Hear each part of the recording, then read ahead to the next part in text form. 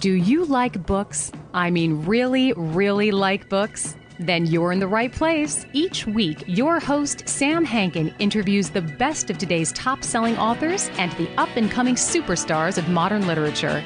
This is The Avid Reader. Here is your host, Sam Hankin. Hello, thanks again for being here at The Avid Reader, sponsored by Wellington Square Bookshop. Today, our guest is Tatiana de Rosnay. It's so cool that the last time we spoke was in 2010, talking about Sarah's Key, which is usually how Tatiana is introduced, and A Secret Kept. At that time, it was my first interview. I had no idea what I was doing. I probably still don't. There's so much more you need to know about her, but look at her Wikipedia entry, because if I were to give you a history of her family and her career, it would take all the time we've allotted. That's true. So let's not. Suffice it to say, you've published 12 novels now, I guess one more in French, 6 in English, and this new one. Now, this is where I'm saying this because the parallels. Tatiana has also worked in television as a screenwriter. Sarah's Key was also a film, which you may remember. She has been listed as one of France's top novelists many times and is bilingual in French and English. Some of these attributes I mentioned because they may definitely come up later in the interview when I ask the old chestnut of a question, is this book autobiographical? Mm-hmm. So Tatiana's latest book, Flowers of Darkness, a quote from Virginia Woolf, not the last time you'll hear her name today, was published just this week by St. Martin's Press. So we're transported to a near future, a future that unfortunately possesses a prescience that we may not be able to elude as a species. We're in Paris, a Paris that has metamorphosized itself and not for the better. It's been wounded gravely, and there are no birds, bees, or flowers or trees to observe this wounding.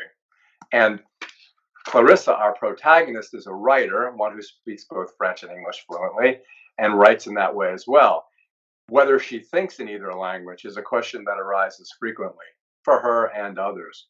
So in this newly minted city, Clarissa finds herself looking for a new home and finds one dedicated to fostering the talents of artists.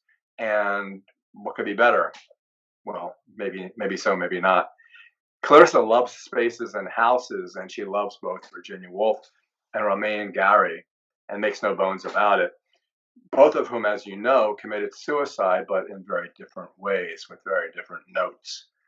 As the book progresses and we get to know Clarissa, her daughter Jordan, and her granddaughter Andy, things begin to happen. And that doesn't even take into account her miscreant of an almost former husband and a former husband who is her best friend. And because she understands spaces, Clarissa has also created one for herself, a kind of cave or lake, which Virginia agrees with, in which she's placed something precious and lost. So what do you do when the life you thought was starting over takes a turn that's both exciting and really scary? So, as they say, let's find out. So welcome, Tatiana, and thanks so much for joining us. Thank you so much. I'm very happy to be here. I guess I do have to ask it at first, which I don't usually do, but how autobiographical is this book? Because there's so many parallels. Well, you know something I've discovered now, because this is probably my, I think, 12th published book in all, counting the French ones, the ones that I wrote in French and that are not published in England. A lot of people tend to think it's you because the story rings true, and therefore they think if she wrote it that way, it means she went through it, and therefore it's her. So there are parallels. Clarissa is Franco-British like me. She is a writer. She is fond of places and spaces, Virginia Woolf, Romain Gary. But I would say that it really ends there, because her story is definitely not mine. Her marital woes are not mine. And what she discovers, obviously, the rather difficult truth concerning her husband, that has not happened to me, and I hope it never will. I think what sounds very, very autobiographical is that she I catch her at a very personal moment in her life where she's obviously reliving some very difficult episodes of her past. And many people, when they read this book, because this book has already been published in France and in the Netherlands, many people thought that a lot of those experiences were mine, but they're not. So I'd say she's like my big sister, because she's quite a bit older than me. This book takes place in 2035, although I don't give any dates. The reader has to work it out for herself or himself. So she's roughly in her early 70s. I'm not quite there yet. I'm still only 59 for the moment. But I suppose she could be me in 15 years' time. So it's yes. So, well, let's, as an entree to the story itself, let's talk a little bit, as much as you want to, because I always try and stay away from spoilers, and sometimes I fail. Just stop me if I'm getting close. Okay. What's happened to Paris in your book? Okay. I'm looking out of a window right now. I can't show it to you because I can't turn my computer around, but I'm actually living really where Clarissa lives. The Eiffel Tower is right there, about 200 meters away. Okay. What happened in Paris? I imagined that in 2024, during the Olympic Games, there was a terrible attack, which I hope never happens. And all this part of Paris, where the Eiffel Tower is, I don't know if you've been to I don't know if you've been to Paris recently. Maybe you have. Well, so you probably know where the Eiffel Tower is, and that garden all around it, which is called the Champ de Mars. So all that part of Paris has been, well, the reader will discover. We won't go into great detail, but that part of Paris has been scarred forever. And so a new area has grown up there with very modern buildings and this fake vegetation. So the rest of Paris is more or less the same, with its, Haussmannian buildings and beautiful gray roofs, and Montmartre is still there, and Notre Dame in my book has been completely rebuilt, so that's good, because when I wrote the book, Notre Dame was burning. Remember? Yes. Awful sight. I know. I thought of the timbers and how old the timbers were. That's what I kept thinking. It's awful. Anyway, so the area that Clarissa lives in is very different, but otherwise the rest of Paris is more or less the same, and Notre Dame has been completely revamped and resuscitated in my book. It's interesting because we could spend the entire time talking about Virginia Woolf or Romain Gary, and they are so interwoven. And it's so funny. I saw an interview with you done. It was more than 10 years ago. It was right when Sarah's Key came out, and for some reason it was. That was 14 years ago. Okay, jeez. Yeah, 2007. Okay. Oh man, I know. Well, the interview was kind of silly constructed, not because of you, but it was a disembodied man asking you questions, and you were just standing there by yourself.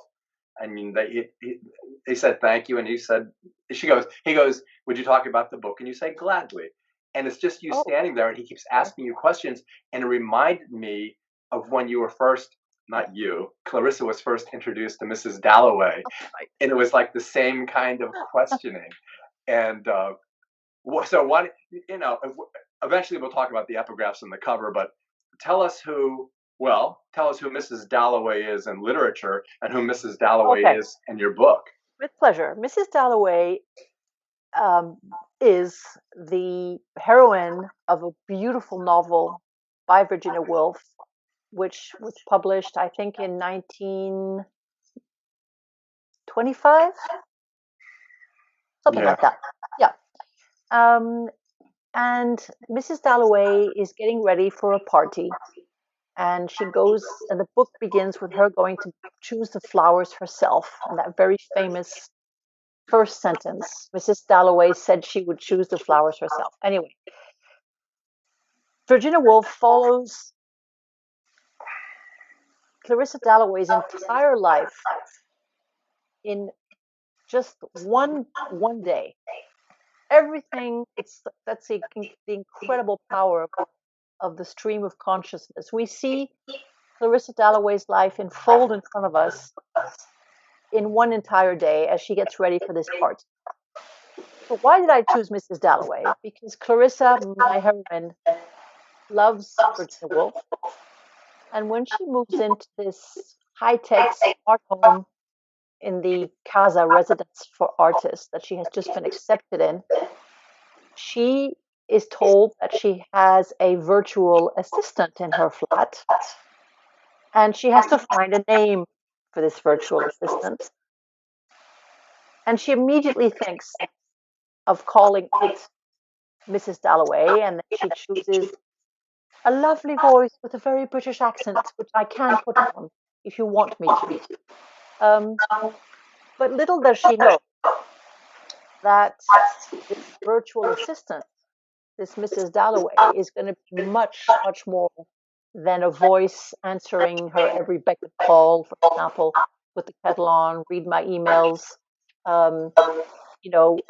prepare the list for the supermarket, etc. Mrs. Dalloway is going to become a problem here, as we will find out. As a bookseller, I'm always interested in covers and epigraphs, and I've said it so many times that everyone's sick of it, but everyone who comes into my bookstore judges, notwithstanding the cliche, they judge the book by its cover. And your cover is excellent, which we can talk about in a minute, but I'm also interested in epigraphs. And your book has a master epigraph, but then it has many epigraphs throughout that talk about the end of two lives, Virginia's and Romaine's. But the main epigraph is from Gaston Bachelard, which kind of encapsulates the book. And so did you take a long time thinking of what it would be, or did it spring forth first and then the book came from it? I knew that I wanted to talk about Gaston Bachelard because he is one of the first philosophers, scientists who really study the importance of space and houses and rooms in literature. I don't know if he's very famous in the States, but he's very famous here in France. And I knew that I wanted to talk about how what Virginia Woolf calls a room of one's own is more than just a room. Say the room that I'm here in now, which is where I work, or the room where you are in. There's also the psychological rooms, the psychic rooms that we occupy in our minds. And that's what I wanted to get at. And then I chose these two writers, Virginia Woolf, Romain Gary, who were so attached to their homes. Virginia was attached to her home in Monk's house, and Romain Gary was very attached to his apartment on the Rue du Bac. And then, interestingly, when I read their farewell letters, because I hate using the word suicide. Suicide note. It sounds so sad. But when you read the beautiful texts of the letter that Virginia Woolf left for her husband Leonard, and the letter that Romain Gary left at the foot of his bed, there are so many clues in there about who they really were and their lives, and that's why I decided to build the story around those letters, and it kind of like was a sort of a stepping stone, me following them as I was following Clarissa along her own path. Interestingly enough, I have not yet received my author copies. Can you believe it? No.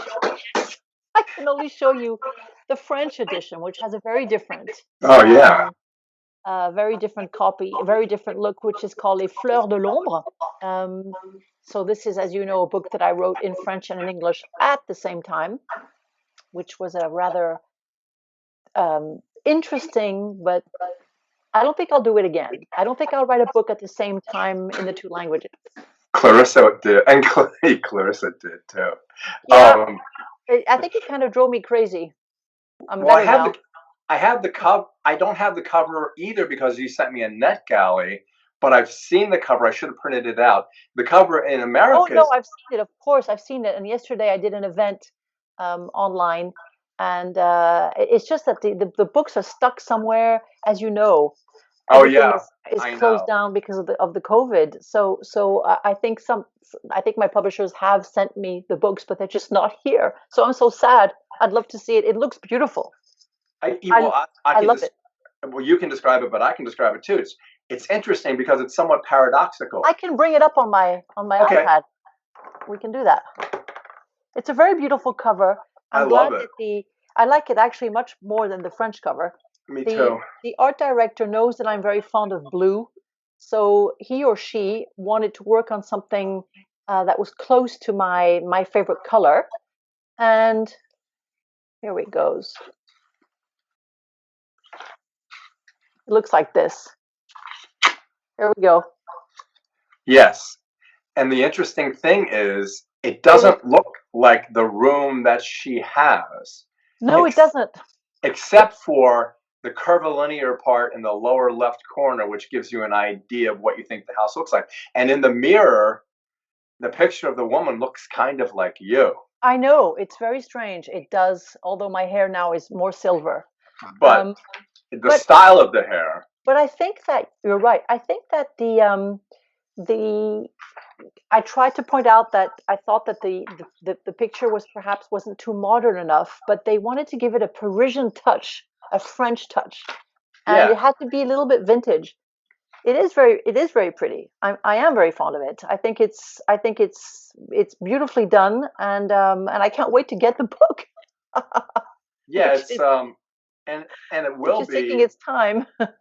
and it will be a book that people will pick up, and the cover will be intriguing to them. And also, it's not one of those books that, even though it has a woman on the cover, it's not one of those books that's going to be drawn Let to. me show you something amusing. Okay. This is going to be the paperback edition of the French one, and I kind of like this too. Oh yeah. Now see, that's the room. That's the house. That's Yeah, the cat. and there's the cat. Oh yeah, that's what it is. But I like yes, that too. I like yeah, that too. that's very good. Yeah, And it's funny you talk about blue because Clarissa has these beautiful blue eyes that Andy's so jealous of. which I don't have, by the way. Well, here's the thing. The way I looked at the book, green was the most important color for a couple of reasons. Her father's green eyes, Yes. Andy's eyes, Yes. the greenish abyss. You have really read this book carefully. Yeah, I always mean people. I think people mean it as a compliment, but I don't. I think it's more a compliment to you because if you read a book carefully, it must be a good book. Well, Otherwise, you would I'm skim through glad, it. but one sometimes does interviews with people who don't read your books carefully. But go back to the green. I find this very interesting. Okay, so Clarissa's favorite color when she tells Mrs. Dalloway, she does say green. Her father's green eyes, Andy's eyes, the greenish abyss, Jordan's favorite color when she puts on the bathing Yes. suit. She puts on Jordan's bathing suit at the end when she goes to see Toby. Um, and also, most importantly, the Viridian that Virginia Woolf paints her walls You with, are so right. that her sister mocks gently. I do Right. not like that Viridian color. I like green, but like you, I like, well, look, this is my color. That's Right. the color I love. But isn't that strange? Maybe you didn't even know that, but there it No, is. but I love green, and it's true that when I went to Monk's house, because I really did go to Monk's house, I know. and I really did sit on Virginia Woolf's bed. This is true, thanks to a journalist. And I was very impressed by the intensity of that green when you walk into the her living room. It's it's so green, but it's just like you can't imagine it being any other color. It's so almost British as well. You know what I mean? It's very British color. Oh yeah, it very much. And the thing is, what I did was I went to Google Images because I didn't know what Viridian was, and it does vary, but it's an interesting color, and it also has a certain contextual time frame to it because you don't see that particular No, green you don't. often. I think it was probably very fashionable at one point. And it's funny because, again, a parallel. You did lay on the bed. Clarissa lays on the bed, and you even acknowledged I that. actually didn't dare lie on it. I sat on it. Okay. Well, I worried about that when Clarissa got on it because I was thinking she needs to make sure she gets rid of the depression in it when she leaves, because she shouldn't really be in it at all. No, but the lady took pity on her Yeah, and and let her in. oh, the other thing that's weird is with regard to the epigraph. For some reason, I remember Sartre and being in nothingness refers to him and talks about what his book, Water and Dreams. And your book is about water and dreams. And I was like, That's so true. I Because I know. did that's a link that I had not thought of. And then also I had the trouble finding you under Skype because it comes up as Oh no, Tatiana. don't give the name. Okay, I won't. Okay, well, okay. But then I Otherwise went, otherwise it rings all the time. oh, I'm so glad that you said that. Yes. So Well, there's so many things in the book and you about names that people don't like, names that they give themselves. yeah, So right. there's all that, and you just did the same thing yourself. And Yeah, yeah, it's so another in name. it, So I read about the fig tree in one of the blog entries, and then I realized Virginia Woolf also talks about fig trees. So well, it's not in the book. that's an old blog. Yeah, I didn't know. I couldn't find you, and then there are Tatiana de Rosnay. There's like 3 of them, Oh, and I'm there's so thinking, many. There's so many on the so many on them. I mean, so many fake ones. yeah, but you can understand how I was confused because I Yeah. saw the name that you told me, the name that I dare not say. No, don't say it. So I talk a little bit. I mean, I jump around. I'm sorry because It's people okay. haven't read it, but talk a little bit about her continuing underwater dream and her hypnotist and the box, because I want to tell you something about one of my dreams. So Clarissa has undergone a great trauma in her past as a young mother, and this is something that she has never really dealt with, and perhaps has not known how to deal with really, except that she divorced, which was probably not a good idea. But anyway, she divorced, and when she moves into this apartment, she remembers her hypnotism sessions with somebody who really helped her all those years ago, who had a very soothing voice. Hypnotism um, is something that I discovered quite late in my life. At one point when I was stressed about certain things, and I did a couple of sessions, and it really helped me. But I also find that as a writer, it opens up your creativity in the most extraordinary way, and it's almost as if all these images and things that I had never thought of were opening up in my mind and helping me go further and further. So Clarissa thinks back to this very powerful um, session where she visualizes this lake, which comes back, as you pointed out, regularly throughout the book, and this box in which she has to let something free. Um, and it was interesting for me to describe all that, because even though this didn't happen to me, this is not my story, I didn't go through that thing with the box, but to describe it was an interesting challenge as a writer to sort of try and take my reader into that um, imaginary, watery, mysterious place where she lets something out that goes back up to the surface. Want to hear my dream? Yeah, definitely. So my father was a mythological creature to me. My brother says I mythologize him, and I go, well, if you're going to mythologize someone, you might as well mythologize your father. And Hmm. much like Clarissa's father, and perhaps like yours, since you dedicate an epigraph theirs to your father. So I dreamt that this is after my father died. I dreamt that he was a king, and he appeared to me on this beautiful white horse, dressed in crimson and vermilion and ermine, and Wow. he reached down and he handed me a key, and he said, this is a key to a box. Here's where the box is. So I thanked him, and I went to look for the box, which I knew where it would be. But as I went towards the box, a deluge appeared, and water just kept running down the mountain towards me. And eventually I was underwater, but I knew where the box was, so I swam toward it with the key. This is sad. And I got to the box, but I was running out of breath, and I just couldn't get the key into the box, and then I had to rise to the surface. I know. And gosh. I still don't. It's like, the idea that, and I had another dream. We're selling your book, but the idea of, you find a room in a dream, and this, Freud would say, that's part of your subconscious. It's a room you didn't know you had in a house. Get that kind of dream. It was that kind of dream for me. But when I read that, yes, I can imagine that it echoed your own dream. Absolutely. Yeah, and I thought, I didn't open the box. What's inside? And I still don't know. So no, right. You don't know. I know. So why does two things? Why does Clarissa, and I don't want to get too, why does she dislike several names or dislike hearing names? What is it about that makes her?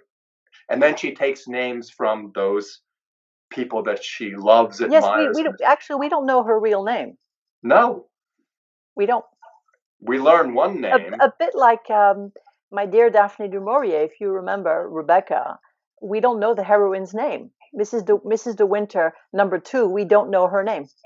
Mrs. De Winter, she's a bitch. Yeah, right. Dr. De Winter, you mean? Yeah, Dr. De Winter. Yeah, but that's a tribute to Daphne du Maurier.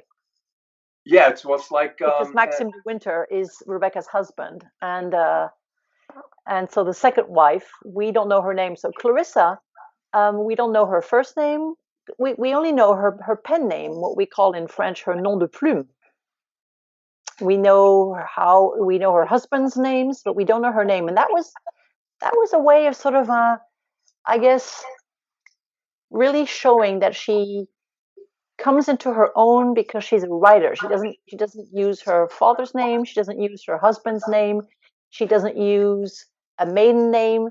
She uses a name that she invented, Clarissa, because it's a tribute to Virginia Woolf, and Katsef because Katsef is Romain Gary's real name.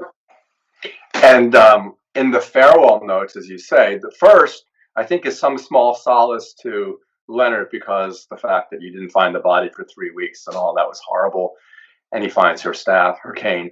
But she says in the letter, so beautiful, she says, it's not your fault.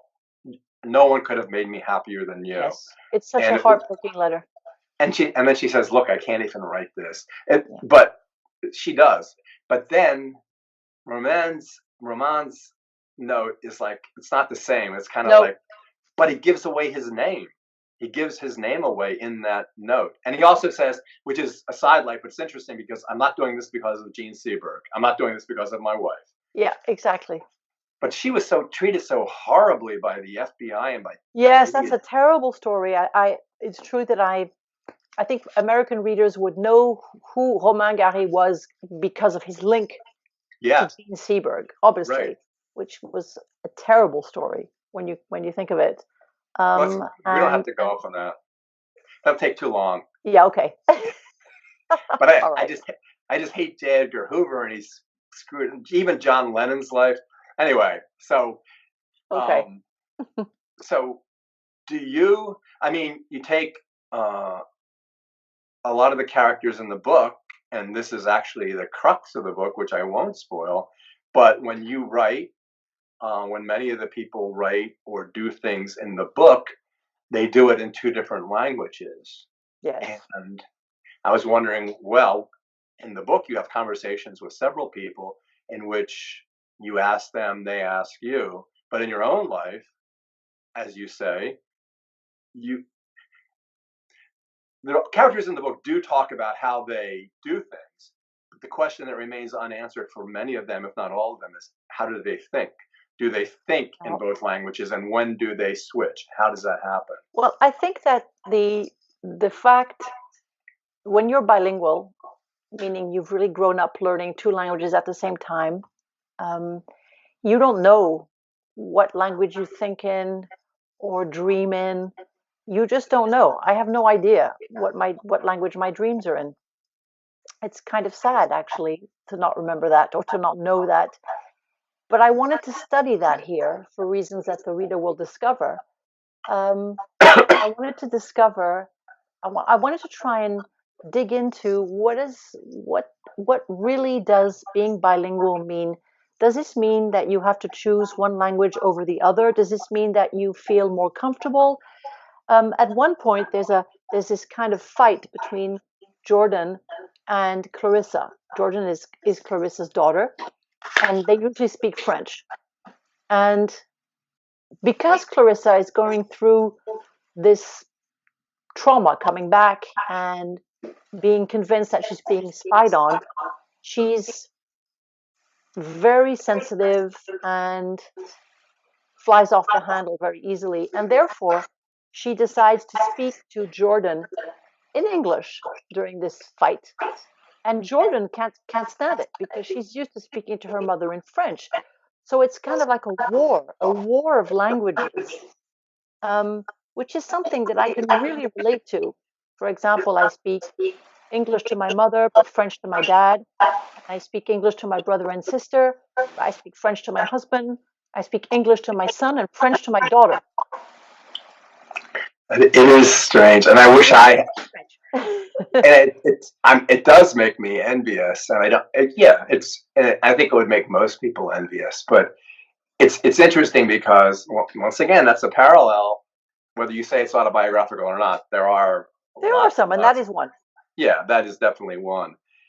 I like the way that this is off the wall. I love the way that we talked about her being 75 or thereabouts. I love the way she runs up the stairs because I do that too. She's 72. 72. She was born in 1961, and this is 1930, and this is 2034. Yeah, this book is going to become a movie, which is very exciting. Wow. I'm really happy about that. And so now they're thinking about an actress, and I have one in mind. And for me, she's the most terrific, badass, exciting 70-year-old lady I can imagine. And that's Helen Mirren. Oh, gosh, yes. Wouldn't she be the perfect Clarissa? Yes. Honestly? Yeah. You'd have to give her longer hair. But yeah, right. But I mean, she's got those blazing blue eyes. Oh, yeah. She has that British accent. Well, it's and like she's got that amazing figure, and she's got that, that drive. Have you seen pictures of her when she was like in her 20s? Yes. It's just like Clarissa when the guy looks at her and thinks she was beautiful, but then realizes she still is beautiful. Exactly. And then her braids. But yes, she would be perfect. And also because she has that same ability, like when Dr. DeWinter knocks at the door and kind of puts her foot in the door so Clarissa can't close it, and she says, "Can I come in?" And she goes, "Nope, you cannot come in." And Helen Mirren could do that really well. Do you know Helen Mirren? Just from films. Does she listen to your show? I have no idea. The strangest people listen to my show. I don't know who they are. Well, if ever somebody listening knows Helen Mirren, could you please have her contact me or you or whatever, or my publicist, so that we can have her read the book? It might actually happen because, generally someone who listens to something probably knows somebody who knows somebody. And so, yeah, it could happen. Well, now we know that the movie rights have been sold. So that's exciting. By a big French producer. Exciting, much like Sarah's Key. Well, the other thing is the book is very cinematic. Yes, it is cinematic. It is. And also, some of the reviews imply that there is not a lot of suspense here, but there is. I don't know. I don't read reviews. Yeah, I don't blame you. But the thing don't read them. The reason why I think there is a lot of suspense is because, and I'll be careful here, is because you're not sure of people. And you're not sure of what Clarissa's seeing or feeling, like during this terrible heat wave she goes through, and then when she goes down into the her neighbor's apartment and she's confronted with that that terrifying robot called Yeah, Hardy. Oh, I'm which is sorry. some I find that quite suspenseful. I was scared myself writing that. I don't want to meet a Bardi ever. yeah, and that was kind of a departure for you to create that creature, right? You know, It's but what I want to point out though is that everything in my book already exists. I'm just taking it one step higher. Robots exist, sex robots exist, connected bathrooms exist, drones exist, artificial intelligence is already here and invading our lives, virtual assistants. Everything that's in this book is there, only it's in 15 years' time, and I it'll be know worse. all these books now. I've been interviewing people that are books about the near future. I realize after I read them, they're not about the near future. They're about now, Of course, and that's what's so scary. it is scary, and that's why um, some readers feel frustrated. Not all of them, but some of them feel frustrated because they get to the end of the book and I don't give all the answers. And my answer to them is this book is about the future and it's about resilience. It's about how we can become paranoid, like Clarissa does, because she's convinced that people are spying on her. Is she right? Is she wrong? We don't know. But what we know is that she has a point and that the future can make us nervous. And all this technology and all these devices which are monitoring everything we do can make us very wary of what we want to share online or what we want to do online. Oh And God. Clarissa has her own reactions to this. And I like open endings because I think it makes readers think about what's next. And interestingly enough, um, Daphne du Maurier, who's right here, by the way, always was also fond of open endings because I think that a closed ending where you have all the answers to everything you've brought up in a book, for me, is not a book which will make your reader go one step further. So I understand that it can be frustrating to not know whether Clarissa was right. I personally think that she was right, and she was right to do what she did. We won't say what that was, what that is. Well, yeah, I agree with what she did. I think she was right. and you're mirroring things I say in the interview all the time that some readers, and I hate to use this word, like with chick lit, they like their books wrapped up at the end, so Yeah, but they. I don't write chick lit. I know, and what I'm saying is, some people like to have it in a box with wrapping paper and a bow, Yeah, and and actually, some lady on Instagram said to me yesterday, "I really enjoyed your book, but the ending made me so worried, so I'm only giving you 3 stars." I thought, well, fine, and then I said, well, why do you want to give 5 stars? Oh, because I want to have to be handed the ending on a platter and understanding everything about it. And I said, well, I'm sorry, I don't write those kind of books. no, the idea is the I like to reader. keep my reader awake and to make Yeah, you her know, the worried. reader is as much a part of the book as the writer, and you want the reader to close the book and say, "I wonder if, oh no, maybe." Yeah, Well, right. I'm not going to say this, but like even at the end, maybe he, or like Mia. Oh, you make Mia so beautiful. Why Yeah, is she and so beautiful? and Why is Mia White so beautiful? Mia's are also terribly worrying because you Yeah. don't know. So she's this young woman, this fan. Us writers, we do get fans who want to come close to us and who want to get to know us. And so, is Mia a spy or not? We don't know. Same thing about Jim Perrier, the neighbor. Is he just some, drug addict who's imagining all these things and making her worried? Everything I place in that book is like a chessboard. And I do not want my reader to be guessing anything in advance. I just want my reader to think, oh, wait a minute, what did she mean here? Do I have to pay attention to this? Should I open this door? Oh no, what's behind that door? And I think some readers, not all of them, like perhaps to understand everything that there is to be understood. But I believe that writers have that strength, that power to take you into another world. And the reader has to trust that. that writer, and to be swept away, even if it's to be taken to a place that's uncomfortable, out of your comfort zone.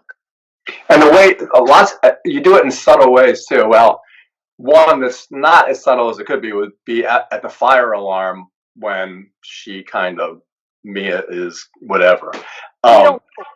Yeah, you don't know. She never knows. And the other thing is the way they're having lunch, and then Andy rushes in and changes the dynamic completely.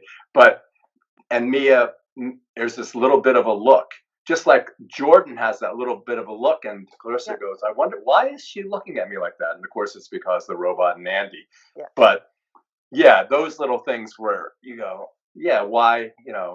You figure that those you're told, you understand why. But there's so many other things, like I said, and I can't go too far. But the idea is that Well, all these you know that flowers of darkness, according right. to Virginia Woolf, means paranoia, because flowers of darkness is a sentence in Mrs. Dalloway, where Mrs. Dalloway is told that she's not invited to a party that her husband is invited to, and therefore she becomes slightly paranoid about this. And I just love that expression, the flower of darkness, meaning that moment where you think, wait a minute, is this something that I'm completely imagining, or is this really happening? And all the book is about that. And that's why I think some readers are uncomfortable, because I don't tell them, yes, this is reality. No, this isn't. Oh, be careful here. You know, this is maybe not what you think. Paranoia is the dark pit that you fall into when you don't have the answers, right?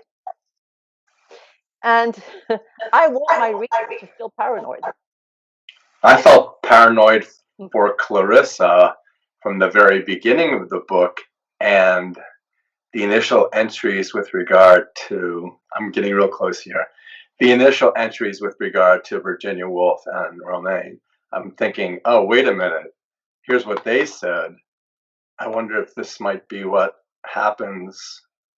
You know what I mean?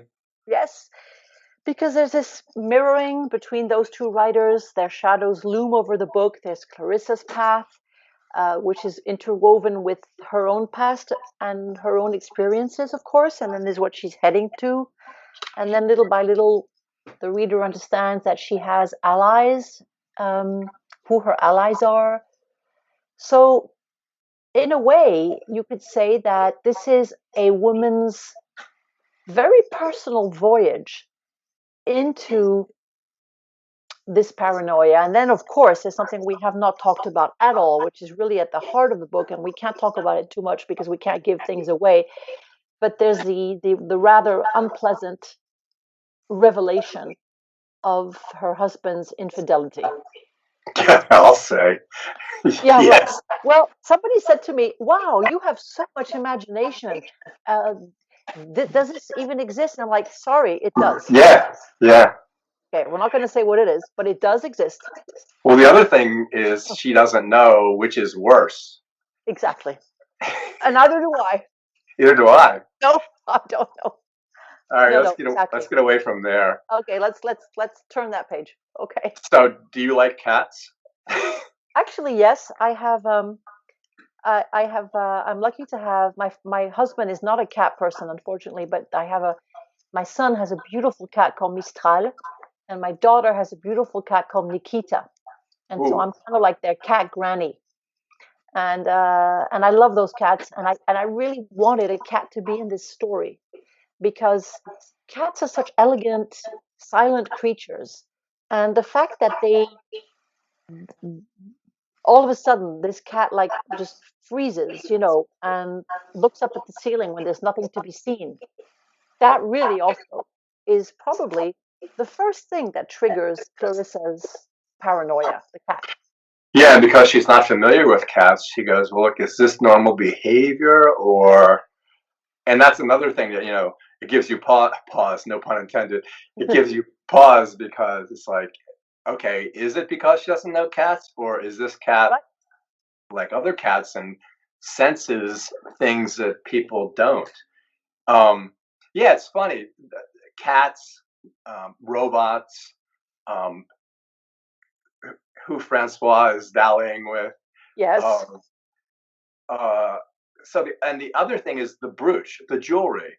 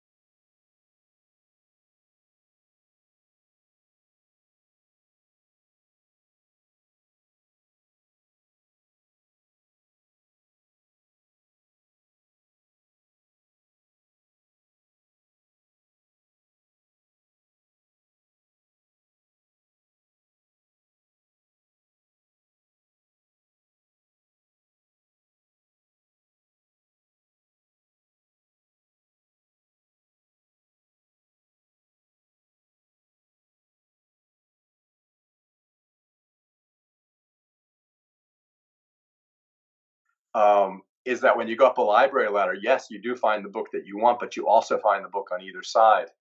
And Well, that's right. You find the book that you've never heard of, or you find the book that's a surprise.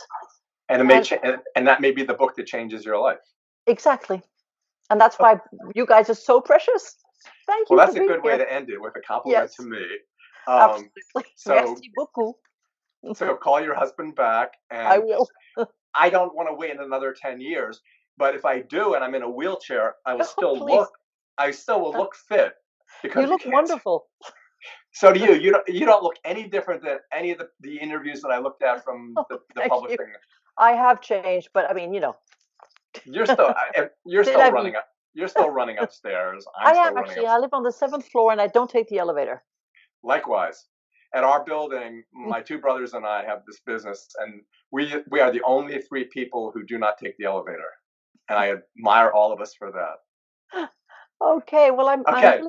really glad to have answered all your questions, and thank you so much for liking this book and understanding it. It's early days for me here.